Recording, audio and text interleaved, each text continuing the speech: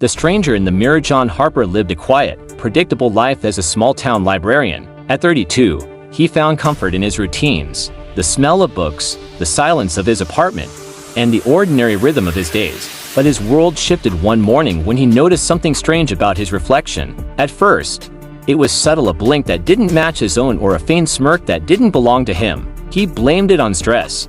But over the next few days, the reflection's behavior grew more bizarre. It seemed to move independently, glaring at him, mouthing words he couldn't hear, and watching him with an intensity that made his skin crawl. One night, as he leaned closer to the mirror, his reflection whispered, "I've been waiting for you." John stumbled back, heart pounding. He didn't return to the bathroom that night. The next morning, he confided in Rachel, a psychologist and his closest friend.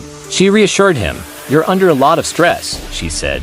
"Come see me tomorrow, and we'll figure this out." That night, John decided he couldn't wait. Standing in front of the mirror, trembling, he asked, "What do you want?" The reflection's smirk faded, its expression turning mournful. "You," it said, "you took my place." "What are you talking about?" John demanded. "Don't you remember? The accident. 2 years ago. You weren't supposed to survive." John's blood ran cold. He vaguely recalled the car crash. He had walked away without a scratch, or so he thought. The reflection leaned closer, its face now identical to his but with a piercing intensity in its eyes. "I'm the real John Harper," it said.